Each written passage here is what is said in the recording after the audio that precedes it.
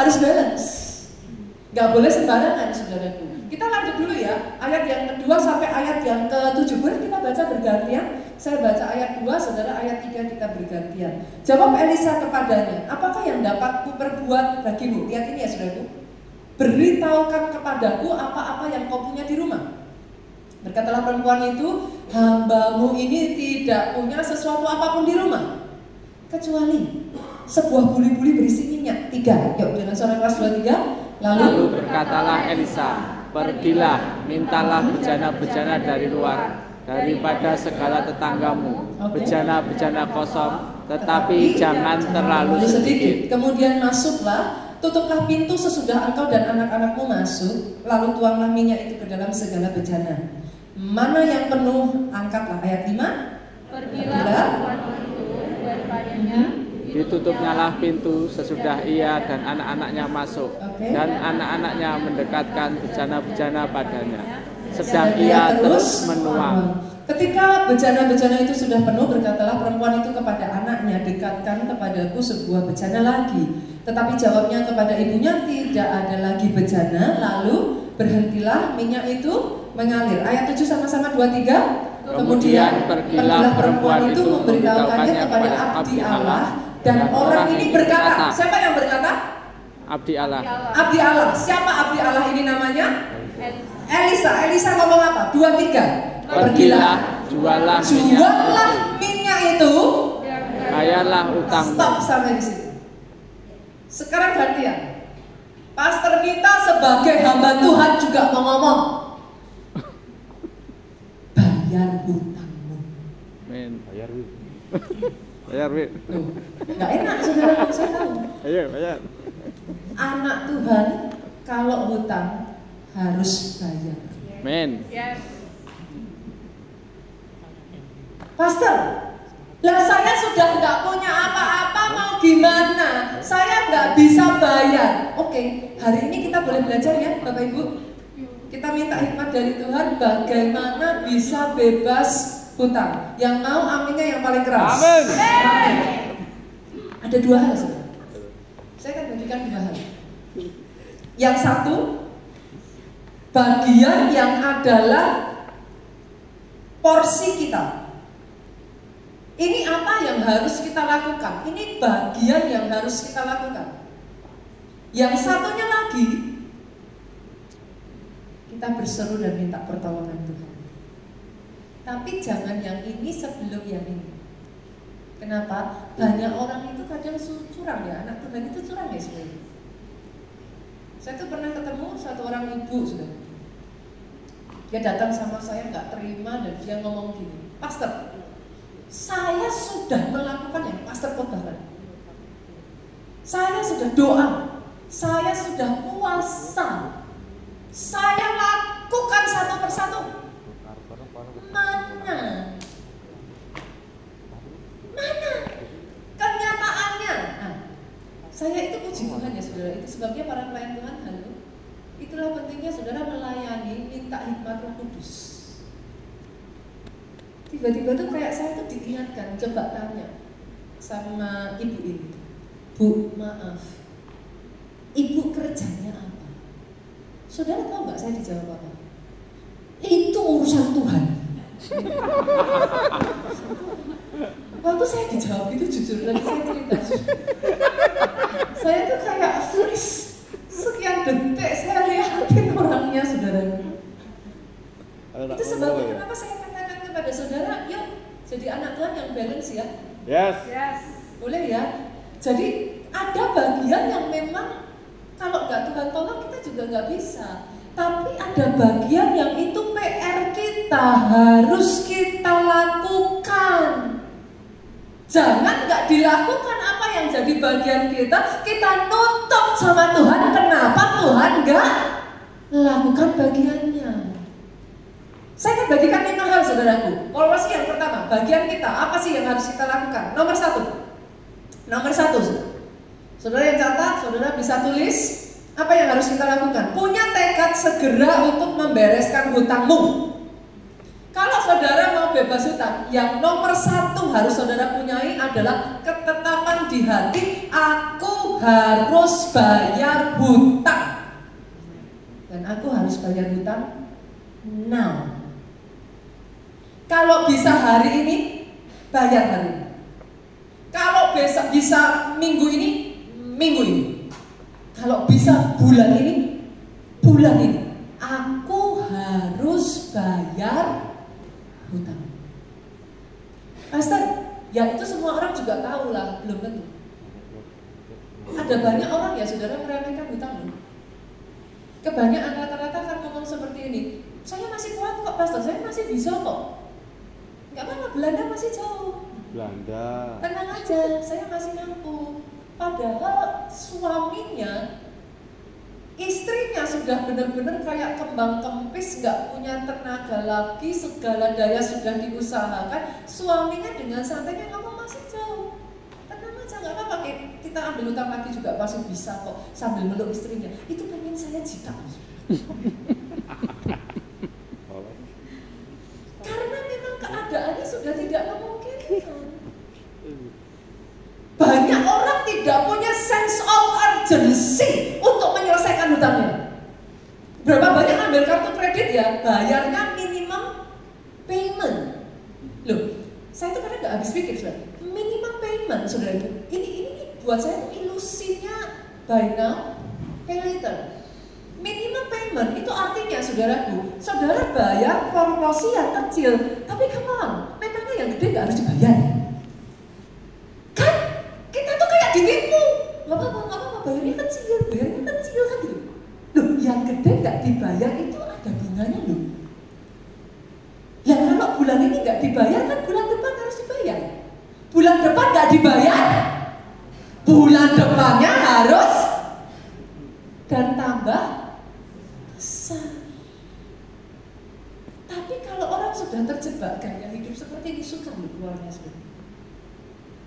Harus mengatakan pada diri sendiri, bayar now. Bukan buy now pay later. Buy now pay now.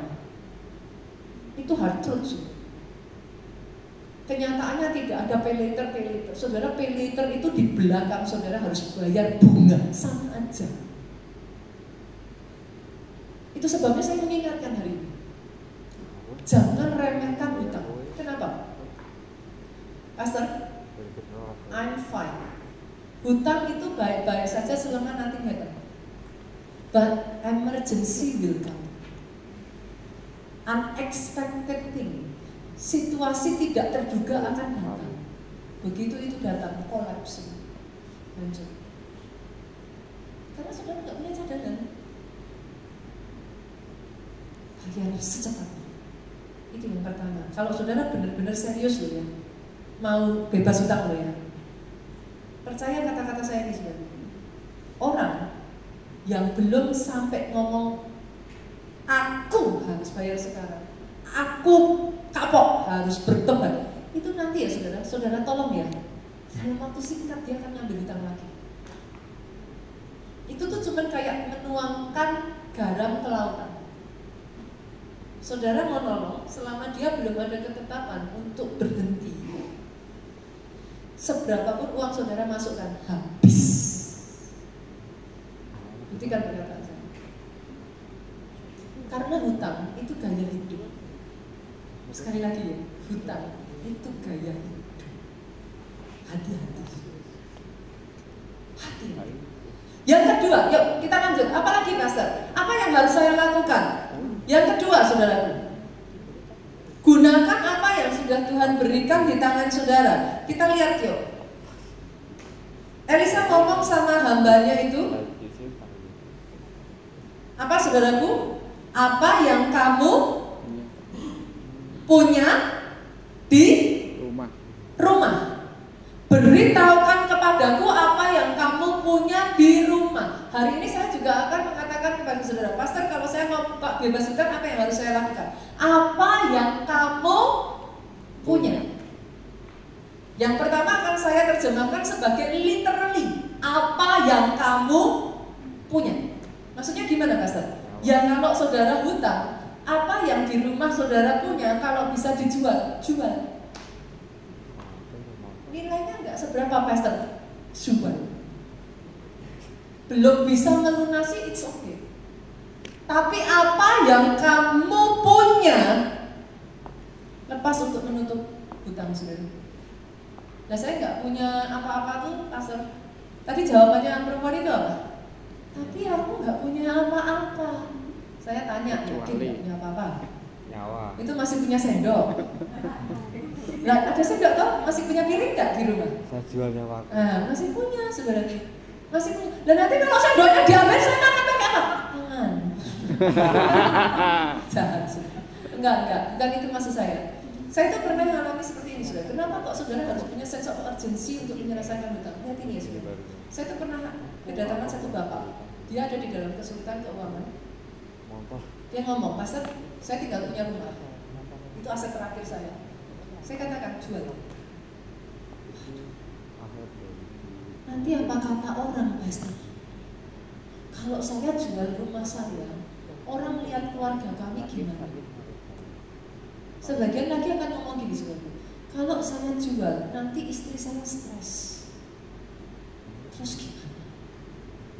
Singkat cerita, saudaraku, bapak itu ngomong sama saya memberikan nasihat, tapi saya nggak pernah memaksa, saudara. Ya, that's what I can advise, tapi terserah mau dilakukan atau tidak dilakukan. Bapak ini ngomong, sorry Pastor, saya belum bisa. Oke, saya katakan, nggak apa-apa. 1 tahun kemudian, bapak yang sama datang lagi sama saya. Pastor, saya angkat tangan. Saya sudah nggak bisa lagi. Ini sudah melampaui kekuatan saya. Saya mau jual rumah. Saudara tahu apa yang terjadi? 1 tahun itu, dia tunggu. Dia jual rumahnya. Bahkan dia jual rumahnya tidak bisa menutup hutangnya. Itu loh jahatnya hutang, saudara. Hanya selisih setahun. Kalau setahun yang lalu dia jual itu rumah, dia bisa selesaikan hutangnya, masih ada sisa sedikit. Mungkin dia hanya bisa beli rumah kecil, tetapi dia bebas dari hutang. Tapi ketika dia tunggu 1 tahun, saudara, sekarang dia harus semua yang ada, nggak tahu dia punya apa lagi, semua harus dihabiskan. Itu sebabnya saya katakan gaya hidup seperti ini akan memakan habis semua berkat Tuhan dalam hidup. Saudara boleh berjuang susah payah, punya rumah, punya mobil, punya motor, habis karena hutang. Jangan berhutang. Masa hutang. Karena enggak. Hutang itu saudara harus bisa memperhatikan ini. Perhitungannya itu ngeri sekali. Itu hanya selisih 1 tahun. Itu sebabnya apa yang ada di tanganmu. Intinya gini, saudara, apa yang ada di tanganmu. Setiap kita punya kelebihan beda-beda. Mungkin ada sebagian dari saudara bisa masak, bisa bikin kue. Masalah banyak orang setiap kali seperti itu jawabnya sama saya kayak gini, Pastor, nggak mau saya. Lu lagi mana tuh? Kok nggak mau? Kenapa? Paling dapatnya berapa? Kecil. Saya capek-capek, cuma dapat berapa? Saudara pernah dengar kata-kata itu? Kalau nggak mau, jangan hutang. Yes. Pastor kok jahat? Lah habisnya disenggol nggak kerasa tuh, saudaraku, habis ditabrak. Tuh, itu kan kata-kata saya berapa kali? Ini kan sama seperti kayak orang merokok, toh? Berbahaya, jangan dilakukan, tapi masih terus. Toh? Sudah tahu nggak itu berbahaya? Itu sebabnya firman Tuhan harus berbicara keras. Kenapa? Survei membuktikan, saudaraku, bahwa saat ini orang yang terjebak pinjol, orang yang terjebak buy now pay later itu besar sekali, saudara. Dan sekali dia sudah terjebak seperti itu, ya saudara, susah keluar. Harus ada ketetapan hati yang bulat, benar-benar menetapkan diri, kerja keras. Itu simpel kok hukumnya, saudaraku. Naikkan pemasukan, turunkan pengeluaran. Itu cash flow positif. Nggak ada cara lain. Saya tidak menutup kemungkinan Tuhan ngadain mujizat ya. Saya tidak mau menutup kemungkinan itu. Yes, dalam banyak kasus di gereja kita banyak kesaksian, saudara. Tuhan tiba-tiba gerakkan seseorang ditutup begitu saja, itu terjadi kok saudara. Tapi sekali lagi saya ingin mengatakan, lakukan bagian kita dulu. Use the common sense. Yang ketiga, apa yang harus kita lakukan? Ini banyak sekali orang melakukan kesalahan. Butuh keterbukaan dan kesatuan di dalam keluarga untuk berjuang bersama melunasi hutang. Masalahnya dari hutang itu tidak adanya keterbukaan antara suami istri dan keluarga. Yes. Biasanya suami ngambil hutang gak cerita sama istri. Istri ngambil hutang gak cerita sama suami. Suami ngambil hutang gak cerita sama istri. Kenapa? Malu, gengsi, harga dirinya kena. Seolah-olah sebagai seorang kepala keluarga tidak bisa mengayomi dan menyediakan untuk keluarganya. Tapi istri juga sama saudara. Seringkali ngambil hutang gak bilang suami. Kenapa? Takut dimarahi. Beli baju ngutang, beli handphone ngutang, beli sepatu ngutang. Berapa banyak akhirnya istri takut disembunyikan. Kalau beli baju baru, satu ketika lupa saudara, pas ada suaminya dipakai. Wah, suaminya langsung, loh, baju baru, kamu beli pakai apa? Oh, ini baju 8 tahun yang lalu. Kamu sudah lupa. Enggak baju baru, ini sudah 8 tahun. Kenapa? Karena takut kalau ketahuan suami dimarahin. Ketidakterbukaan ini ujung-ujungnya ya saudara, terbukanya sudah meledak. Itu pun coba buktiin kata-kata saya. Nanti ngomongnya gini, penjualnya cuma satu. Nanti dikejar-kejar lagi, didesak semua. Yakin cuma satu? Wah, ada satu lagi. Nggak banyak. Desak lagi. Yakin cuma 2 itu aja? Pasti desak. Wah, ada satu lagi. Punya anak terus. Sampai saudara nggak tahu sebenarnya jumlah total pinjamannya berapa. Saudara belajar dari kisah tadi kita baca ya, itu istri nggak tahu. Tuh, itu sebabnya dia datang sama Elisa. Loh, ini gimana? Menurut saudara dia, nabinya ini langsung pinjam besar? Gak mungkin. Perlu keterbukaan. Kenapa? Supaya istri juga bisa mengelola keuangan dengan baik. Banyak suami ngomongnya kasihan istri. Istri minta kasih, istri minta kasih, istri minta kasih. Istri nggak tahu suaminya demi memberi itu harus berhutang. Senggol kiri kanan yuk, yang datang sama suami ataupun datang sama istrinya, terbuka yuk Pak. Terbuka yuk. Belajar saudaraku. Kalau saudara tidak terbuka satu dengan yang lain, ujung-ujungnya saudaraku, endingnya begitu sudah meledak, mau diselamatkan pun terlambat. Karena sudah tidak ada lagi yang bisa tidak ada lagi sudah. Aset semua sudah dilepas. Saya itu pernah melayani satu keluarga, suami istri dengan 2 anak ya sudah. Saya tanya sama suaminya, Bapak kerja dulu. Istri saya tanya, Ibu kerja enggak? Enggak. Saya tanya, kenapa istri enggak kerja Pak? Istrinya jawab sama saya, mau saya repot ya Bu. Mau saya jangan ceritanya juga. Tapi maafkan saya sudah, dalam keadaan yang itu enggak masalah dan memungkinkan, it's okay. Tapi kalau keluarga yang dipertaruhkan, suami istri harus berjuang bersama. Bahkan dalam hal ini, kedua anaknya saya tanya, kalian kerja nggak? Loh, kok jangan Bu Nina, anak-anaknya ini sudah di masa kerja juga. Anak-anaknya itu sudah lulus kuliah, yang satu sudah lulus kuliah, yang satu hampir lulus kuliah, selisih cuma setahun. Saya tanya sama mereka, kamu mau kerja nggak? Sama kokonya sudah. Koko mau kerja nggak? Mau Bu. Lah, kok koko nggak kerja? Nggak boleh sama papa.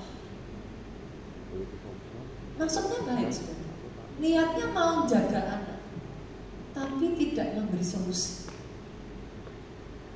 Saya tanya sama anaknya yang pertama, Koko kalau kerja ini dipakai untuk bayar hutang keluarga, Koko keberatan nggak? Enggak.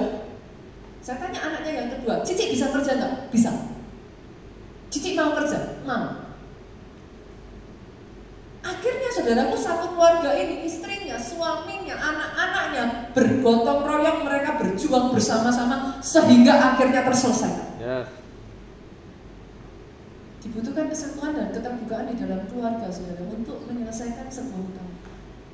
Bahaya kalau saudara tidak terbuka. Yang keempat, yuk. Yang keempat, gunakan koneksi yang kau miliki. Ayat ini ngomong kayak gini saudaraku. Berkatalah perempuan itu, hambamu tidak punya sesuatu apapun di rumah kecuali sebuah buli-buli berisi minyak. Begitu perempuan itu bilang, dia punya buli-buli berisi minyak. Apa yang dikatakan Elisa? Pergilah, mintalah bejana-bejana dari luar, daripada segala tetanggamu, bejana-bejana kosong, tetapi jangan terlalu sedikit. Coba saudara perhatikan ya. Wanita ini ngomong, aku cuma punya buli-buli kecil isinya minyak. Elisa langsung ngomong, oke. Minta dari semua tetanggamu buli-buli kosong sebanyak mungkin. Ini berbicara apa sih? Bagaimana dia bisa minta? Koneksi ya. Dia kan harus punya kenalan tetangga-tetangganya loh. Nah, baru dia bisa mengusahakan. Nah, saya disclaimer dulu boleh ya? Orang Kristen itu cerdik-cerdik semua. Waktu baca ayat ini langsung ngomong sama saya, tuh, pastor, tuh, disuruh pinjem lagi. Tuh kan, ada ayatnya, pinjamlah kepada semua tetanggamu. saya tuh kadang kalau mikir ya saudara. Walah, kowe menang. Apa ya? Kreatif tadi ya bu. Hasil proses tadi mungkin tuh. Kreatif saudara, bener kreatif sih saudara. Tapi bukan ini maksud ayat ini saudara. Tadi kalau saudara baca yang disuruh pinjam apa? Buli kosong. Bejana kosong, bukan disuruh pinjam uang lagi. Maksudnya bejana kosong itu gimana? Jadi gini saudara.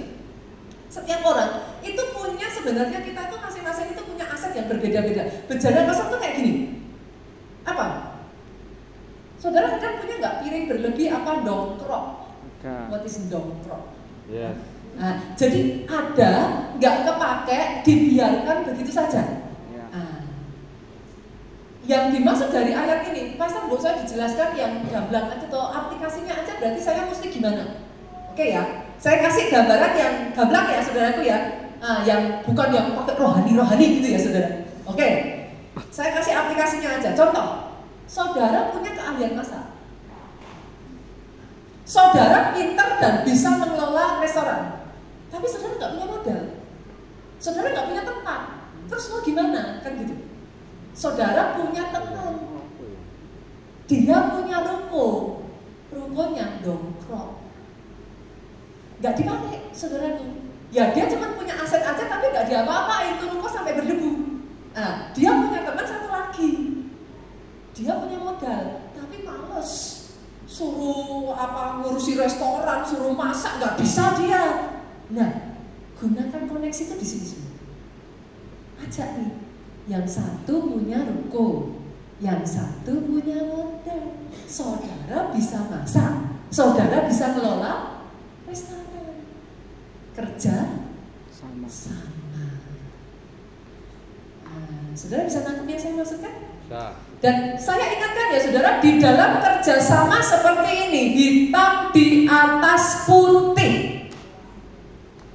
Gak ada yang bilang sama saya dengan polosnya datang terus ngomong, itu KKS saya sendiri kok pastor. Saya percaya. Nanti kalau ditinggal lari ya saudara-saudara bilangnya nggak gereja-gerejaan. Gereja nggak ikut-ikut. Tapi begitu kejadian yang kena gereja. Tapi kan itu kakaknya diberi keluarga Allah. Berarti diberi keluarga Allah gereja yang nggak benar. Lah mau gimana saudaraku? Jemaatnya banyak. Ada di antara saudara di sini yang mau jadi jemaat yang dilarang. Nah nggak bisa tuh.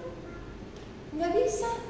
Masih mendingan kalau dia KKS, kita masih tahu. Masih mendingan dia misalkan leader. Lah, itu jemaat keluarga Allah. Ya padahal dia jemaat di gereja lain juga. Dia GSJ apa? Gereja Kristen GKJJ. Gereja Kristen jalan-jalan. Hari ini kesini, besok kesana. Tujuannya apa? Cari utang kan sudah. Loh, ada loh. Pagi kesini, ya kan? Sore ke gereja lain, siang di tempat lain. Kalau di sini sudah mentok jalannya, pindah. Kan ada saudara. Saudara nggak bisa. Nggak bisa. Saudara mau katakan apa? Nggak bisa. Hitam di atas putih. Belajar pakai hikmat Tuhan boleh Bapak Ibu? Udah kayak gitu nyalakannya, saya tuh kadang gembusnya kayak gitu terus. Kok Tuhan izinkan? Apa dosa saya? Kalau enggak Tuhan, kok Tuhan izinkan, itu iblis. Nah, sekali-kali boleh enggak Bapak Ibu? Kadang-kala itu bisa jadi karena kebodohan kita. Yang dengar dikatakan amin. Amin. Jadi yang keempat saudaraku, yuk Tuhan suruh tuh, cari tuh. Mana nih, koneksi dari yang ada itu, barangkali Tuhan bisa bukakan jalan. Amin. Yang kelima, yuk yang kelima, yang terakhir. Yang kelima, apa yang kelima saudara? Lunasi hutangmu dengan prioritas. Maksudnya gimana? Ternyata hutang itu punya status saudara.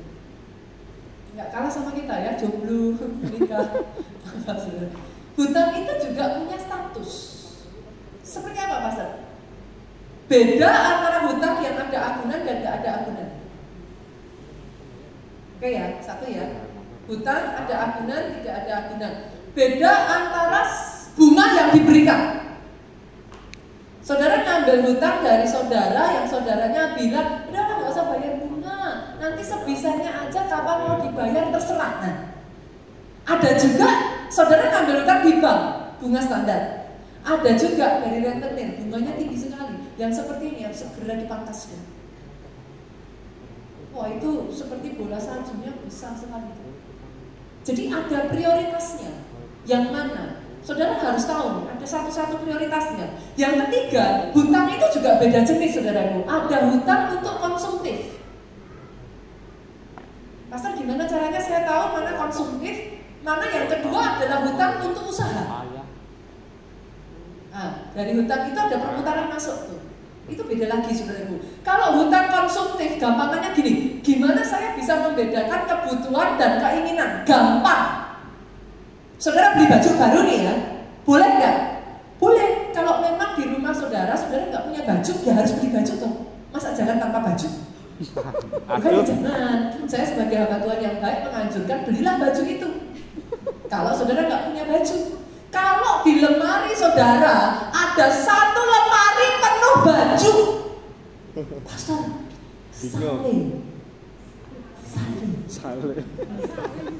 sale.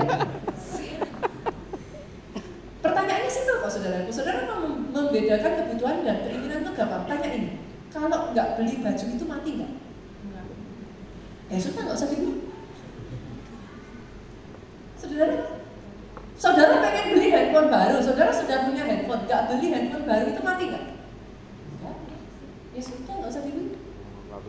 Saudara pengen beli sepeda motor baru, ataupun saudara tadinya punyanya sepeda, sekarang mau beli sepeda motor, gampang. Kalau nggak dibeli sepeda motornya mati nggak? Enggak, cuma jalan jauh aja kan? Nah, ya sudah. Saudara, bedakan antara kebutuhan dan keinginan. Boleh? Boleh ya?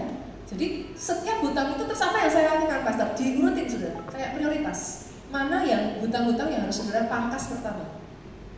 Ditarik satu-satu, nanti saudara lihat ini benefitnya apa, kekurangannya apa, taruhkan berdasarkan urutan prioritas, habis itu gerak satu demi satu habis. Dapat sesuatu dari sini Bapak Ibu?